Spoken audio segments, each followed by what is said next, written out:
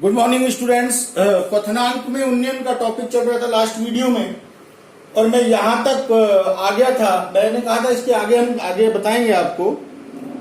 तो ये इक्वेशन हमारी आ गई थी, delta T B is proportional to P not B into W A upon M A into M B upon W B, right. अब proportionality के साइन को हटाएंगे, हम एक कांस्टेंट लेके आएंगे, एक स्थिरांक लगाएंगे। Delta T B equal to एक कांस्टेंट स्मॉल के कप्पा, ये कांस्टेंट लगाया है, समानुपाती का चिन्ह हटा दिया है, into P not B into W A upon M A into M B upon W B, right. यहाँ के एक कांस्टेंट है, ये कांस्टेंट है के कप्पा कांस्टेंट है। अब हम क्या कर रहे हैं, तीन कांस्टेंट राशियों को एक साथ मिला के एक नया कांस्टेंट लिखेंगे, कप्पा के पी नॉट बी शुद्ध विलायक का वाष्प दाब और एम बी विलायक का अणुभार, इन तीन राशियों को मिलाएंगे और एक नया कांस्टेंट लिख देते हैं, डेल्टा टी बी बराबर K into P not B into W A upon M A into M B upon W B, right. यहां जो के नया कांस्टेंट आया है, इसके को हम उन्नयन स्थिरांक कहते हैं। उन्नयन स्थिरांक, इसके को उन्नयन स्थिरांक के नाम से जानते हैं। कई बार एग्जाम में इस उन्नयन स्थिरांक की परिभाषा आ जाती है, तो उन्नयन स्थिरांक की डेफिनेशन बनाएंगे। के की डेफिनेशन बनानी है हमें, उन्नयन स्थिरांक की डेफिनेशन। सॉरी, ये पी नॉट बी इसमें नहीं आएगा, ये हमने इंक्लूड कर लिया है। के पी नॉट बी और एम बी को मिला के ही के लिखा है, के को उन्नयन स्थिरांक बोल रहे हैं। अब के की डेफिनेशन बनानी है उन्नयन स्थिरांक की, तो हम क्या मान लेते हैं कि यदि डब्ल्यू बी यानी विलायक का भार डब्ल्यू बी 1 ग्राम हो, विलय के मोल डब्ल्यू ए बटा एम ए विलय के मोल हैं, वो 1 मोल हो, तो delta T B equal to किसके आ जाएगा, के।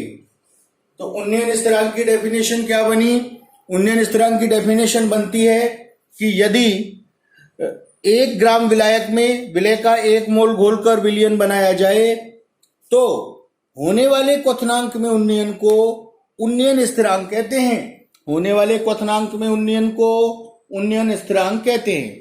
इस प्रकार से हम उन्नयन स्थिरांक की डेफिनेशन बना लेते हैं। लेकिन यह सैद्धांतिक रूप से तो संभव है 1 ग्राम विलायक में विलय का 1 मोल घोलकर विलयन बनाना, पर प्रायोगिक रूप से संभव नहीं है। प्रायोगिक रूप से संभव नहीं है, इसलिए इस इक्वेशन को, मीन्स ये इक्वेशन मैं 3 मान लेता हूं। इस इक्वेशन को मुझे ऊपर नीचे 1000 से मल्टीप्लाई करना है, तो समीकरण 3 को ऊपर नीचे 1000 से मैं मल्टीप्लाई करूंगा, तो delta T B equal to क्या आ जाएगा, delta T B equal to K upon 1000 into W A upon M A into 1000 upon W B. मैंने इक्वेशन 3 को एम बी भी इंक्लूड कर लिया था हमने के में। मैंने इक्वेशन 3 को ऊपर नीचे 1000 से मल्टीप्लाई कर लिया है, 1000 से यहां और 1000 से यहां। ये जो के अपॉन 1000 है, इसको फिर से हम एक नया कांस्टेंट बना देंगे, और ये constant K B into W A upon M A into 1000 upon W B, right. Sorry, यहां के भी फिर से एक नया कांस्टेंट आ गया है। इस के बी को हम यहां मोलल उन्नयन स्थिरांक कहते हैं। मोलल उन्नयन स्थिरांक की डेफिनेशन भी एग्जाम में कई बार पूछ लेते हैं, तो इसकी डेफिनेशन बनाने के लिए हमें फिर से मानना होगा कि यदि विलायक का भार डब्ल्यू बी इक्वल टू 1000 ग्राम और विलय के मोल डब्ल्यू ए बटा एम ए, विलय के मोल बराबर 1 मोल हो, 1 मोल, तो delta T B equal to K B आ जाता है, के बी। तो मोलर उन्नयन स्थिरांक की डेफिनेशन क्या बन के आती है कि यदि 1000 ग्राम विलायक में विलय का 1 मोल घोलकर विलयन बनाएं, तो होने वाले क्वथनांक में उन्नयन को मोलल उन्नयन स्थिरांक कहते हैं, के बी कहते हैं। ये दो डेफिनेशन कई बार एग्जाम में पूछ ली जाती हैं। इसको मैं इक्वेशन 4 डाल देता हूं।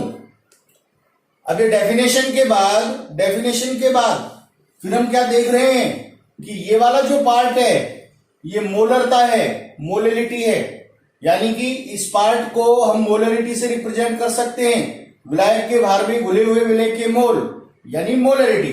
तो समीकरण 4 को मैं कैसे लिख सकता हूं? Delta TB equal to KB into मोललता। मोललता 1000 ग्राम विलायक में घुले हुए विलेय के मोल। और कैसे लिख सकता हूं? डेल्टा टीबी समानुपाती मोललता। इस बात से एक बात स्पष्ट हो जाती है कि मोललता क्या होती है।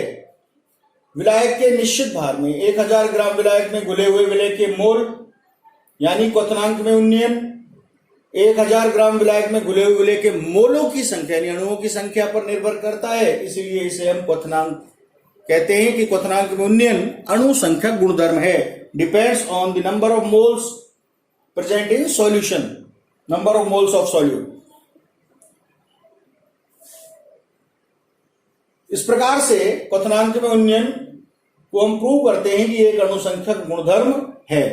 अब समीकरण 4 से मैं विलेय के अणुभार को ज्ञात करने का सूत्र निकाल सकता हूं। विलेय का अणुभार एम ए बराबर क्या निकल के आएगा यहां से? विलेय का अणुभार एम ए बराबर KB into W A into 1000 upon delta TB into W B. इस सूत्र से हम विलेय का अणुभार भी कैलकुलेट कर सकते हैं। डियर स्टूडेंट्स, विलियन में जो अपना अगला टॉपिक आ रहा है, चौथा अणुसंख्या गुणधर्म, वो है परासरण दाब। परासरण दाब जैसे पाई से रिप्रेजेंट किया जाता है। परासरण दाब को समझने से पहले परासरण की घटना को समझते हैं कि परासरण क्या होता है। देखिए यहां एक पात्र है, पात्र आपको दिखाई दे रहा है। पात्र के मध्य भाग में एक झिल्ली लगी हुई होती है। ये झिल्ली आपको नजर आ रही है। इस झिल्ली को हम अर्धपारगम्य झिल्ली कहते हैं। अर्धपारगम्य झिल्ली, सेमी परमेबल मेम्ब्रेन, एसपीएम से इसे रिप्रेजेंट करते हैं। अर्धपारगम्य झिल्ली जो होती है ये क्यूप्रिक हेक्सासाइनोफेरेट सेकेंड और कॉपर सल्फेट दोनों के सममोलर अनुपात से मिलाकर बनती है यह अर्धपारगम्य झिल्ली। प्यारे बच्चों, इस अर्धपारगम्य झिल्ली की जो विशेषता है, वो ये है कि इस झिल्ली में से विलायक के अणु तो गति कर सकते हैं, पार कर सकते हैं, परंतु विलेय के अणु पार नहीं कर सकते हैं। तो अर्धपारगम्य झिल्ली की विशेषता क्या है कि इस झिल्ली को विलायक के अणु तो पार कर सकते हैं पर विलेय के अणु पार नहीं कर सकते। अब परासरण क्या है? देखिए इस झिल्ली के एक तरफ मैंने एक विलायक लिया है, केवल विलायक, विलियन नहीं है, विलायक लिया है, विलायक, और दूसरी तरफ एक विलियन लिया है। विलायक और विलियन का अंतर आप समझते हैं बड़े अच्छे तरीके से। निश्चित तौर पर विलायक की जो सांद्रता है वो कम है, यहां विलेय की मात्रा नगण्य है, विलेय नहीं है, तो जो विलायक की जो सांद्रता है वो कम है और विलियन की सांद्रता अधिक है। विलियन में विलेय घुला हुआ है, विलेय के मोल घुले हुए हैं, तो विलियन की सांद्रता अधिक है। यानी मैंने एक विलायक और एक विलियन को अर्धपारगम्य झिल्ली से पृथक कर रखा है। तो मैं क्या देखता हूं? मैं देखता हूं कि विलायक के अणु विलायक से विलियन की ओर गति करते हैं, विलायक के अणु विलायक से विलियन की ओर गति करते हैं। इस घटना को ही हम परासरण कहते हैं। तो परासरण को कैसे डिफाइन कर सकते हैं? परासरण को ऐसे परिभाषित कर सकते हैं, यदि एक विलायक और एक विलियन को अर्धपारगम्य झिल्ली से पृथक किया जाए तो विलायक के अणु विलायक से विलियन की ओर गति करते हैं, या यूं कह सकते हैं कि विलायक के अणु कम सांद्रता के क्षेत्र से उच्च सांद्रता के क्षेत्र की ओर गति करते हैं। इस घटना को हम परासरण कहते हैं। आप विलायक और विलियन ना लें, दो विलियन ले लें अलग अलग। मान लीजिए मैंने यहां दो विलियन ले लिए हैं, एक विलियन एक तो विलियन 1 है और एक विलियन 2 ले लिया मैंने, ये विलियन 2 है, परंतु इन दोनों विलियनों की सांद्रताएं अलग अलग हैं। मैंने मान लिया विलियन 1 की जो सांद्रता है वो तो कम है और विलियन 2 की जो सांद्रता है वो अधिक है, सांद्रता अधिक है। ऐसी स्थिति में भी परासरण होगा। विलायक के अणु तो दोनों में ही, विलियन 1 में भी है, विलियन 2 में भी है, पर विलायक के अणु कम सांद्रता के विलयन से उच्च सांद्रता के विलयन की ओर गति करते हैं। इस घटना को ही हम परासरण कहते हैं। यानी यदि दो विलयन, भिन्न भिन्न सांद्रता के दो विलयन यदि अर्धपारगम्य झिल्ली से पृथक किए जाएं तो विलायक के अणु निम्न सांद्रता के विलयन से उच्च सांद्रता के विलयन की ओर गति करते हैं। इस घटना को हम परासरण कहते हैं। सामान्य जीवन में परासरण के बहुत सारे उदाहरण देखे जाते हैं, जैसे किशमिश, चना, मटर आदि को जल में डालने पर वो परासरण के द्वारा फूल जाते हैं। इनकी सतह पर अर्धपारगम्य प्रकार की झिल्ली पाई जाती है। इसी प्रकार लाल रक्त कणिकाएं जो हमारे शरीर में पाई जाती हैं, आरबीसी, अगर आरबीसी को 0.1% NaCl के विलयन में रखा जाए, 0.1% NaCl के विलयन में रखा जाए तो ये आरबीसी की जो आरबीसी है, रेड ब्लड कार्प सेल्स बोलते हैं इनको, लाल रुधिर कणिकाएं, ये परासरण के कारण फूल जाती हैं। ये सामान्य जनजीवन में देखे जाने वाले परासरण के उदाहरण हैं। तो परासरण एक बार फिर डिफाइन कर देता हूं। यदि दो भिन्न भिन्न सांद्रता के विलयन को अर्धपारगम्य झिल्ली से पृथक करें तो विलायक के अणु कम सांद्रता के विलयन, यानी जिसमें विलय कम घुला हुआ है, कम सांद्रता के विलयन से उच्च सांद्रता के विलयन, यानी जिसमें विलय अधिक घुला हुआ है, की ओर गति करते हैं। इस घटना को हम परासरण कहते हैं। देखिए बच्चों, परासरण दाब को समझ रहे हैं। परासरण दाब को समझने के लिए हम बर्कले-हार्टले विधि का प्रयोग करेंगे। बड़े ध्यान से आप इसको समझेंगे। इस विधि में क्या है कि एक पात्र आपको दिखाया हुआ है। इस पात्र के मध्य भाग में एक अर्धपारगम्य झिल्ली लगी हुई है, जिसके बारे में हम चर्चा कर चुके हैं। इस झिल्ली से मैंने एक विलायक को और एक विलयन को पृथक किया है, और मैं क्या मान लेता हूं, मैं ये मान लेता हूं कि विलायक का जो तल है वो प्रारंभ में A पर है और विलयन का तल प्रारंभ में C पर है। निश्चित तौर पर परासरण की क्रिया होगी, और परासरण में आपको पता है कि जो विलायक के अणु हैं वो विलायक से विलयन की ओर जाएंगे। जब ये विलायक से विलयन की ओर जाएंगे तो विलयन का तल ऊपर चढ़ने लगेगा और विलायक का तल नीचे गिरने लगेगा, विलयन का तल ऊपर चढ़ने लगेगा। मान लिया विलयन का तल ऊपर चढ़ के और D बिंदु तक पहुंच गया, बिंदु D तक पहुंच गया, विलयन का तल बिंदु D तक पहुंच गया, और विलायक का तल नीचे गिरकर और बिंदु B तक आ गया। ये मैं मान लेता हूं। परासरण हुआ, विलयन ऊपर चढ़ा, C से D पे पहुंच गया और विलायक A से B पे नीचे आ गया। परासरण की क्रिया हो गई। परासरण दाब को अब मुझे समझना है। परासरण की क्रिया के कारण विलायक का तल तो गिर गया A से B पर, विलयन का तल ऊपर चढ़ गया बिंदु C से D पर। तो अब परासरण दाब को मुझे समझना है। उसको समझने के लिए क्या करता हूं कि जो विलयन है, इस विलयन पर एक पिस्टन P के द्वारा मैं दाब डालूंगा।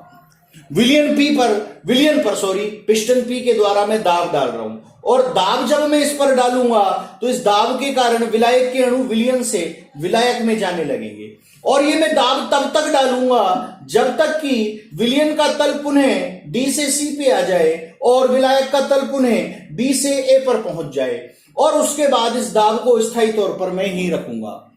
यानी जब ये दाब डालकर ये बिंदु C तक आ जाएगा, उसके बाद परासरण की क्रिया नहीं होगी।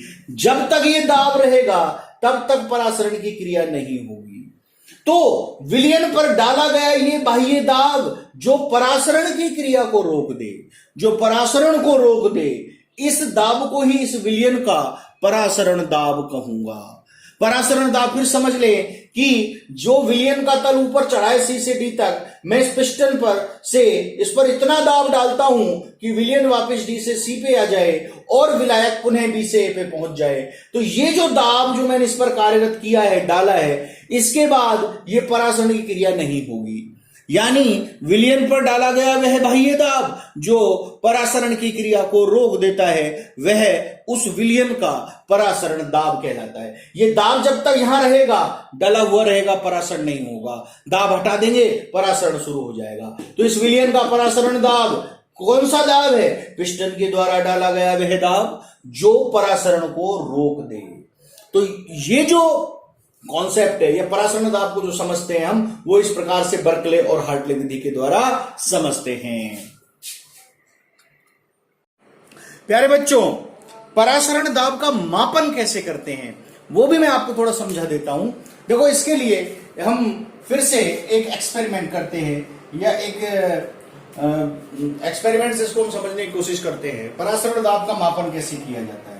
प्यारे बच्चों, ये एक पतली थिसिल कीप है, इसको थिसिल कीप कहते हैं। थिसिल कीप, ये एक पतली थिसिल कीप है, प्रयोगशालाओं में प्रयोग में ली जाती है थिसिल कीप।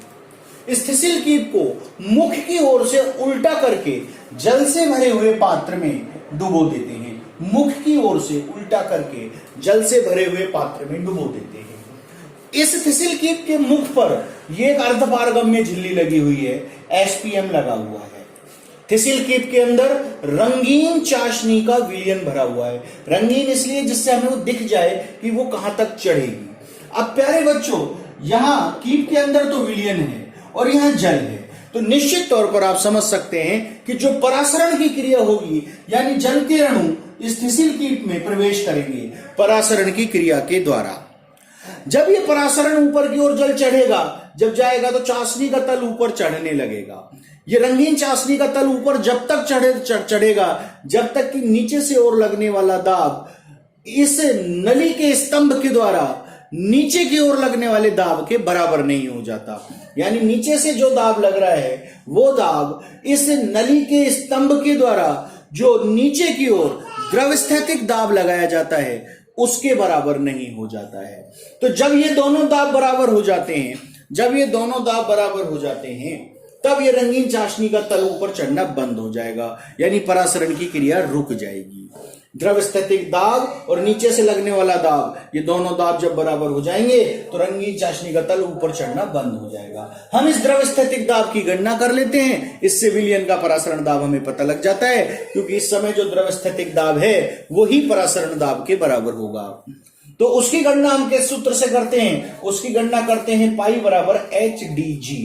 प्यारे बच्चों, H क्या है? H रंगीन चाशनी का जितना तल ऊपर चढ़ा है, मान लीजिए यहां से यहां चढ़ गया तो ये H ऊंचाई है, D इस विलयन का घनत्व है और G जो है वो गुरुत्वीय त्वरण है। इस सूत्र के द्वारा हम परासरण दाब का मापन करते हैं। आज के लिए इतना ही, आज की वीडियो में इतना डाल रहा हूं। आगे वीडियो कंटिन्यूटी में देखते जाएं, सारे टॉपिक कवर हो जाएंगे उसमें। जो बच्चों ने क्लास मिस कर दिए वो भी उन्हें कंटिन्यूटी में देखते रहें वीडियो को, ठीक है। जो कुछ नए बच्चे हैं उनको अभी पीछे जाना थोड़ा मुश्किल होगा, तो आगे चलें। आगे अभी बस नया चैप्टर जल्दी शुरू करेंगे और उसमें हम फिर से आगे बढ़ जाएंगे। Right, thank you.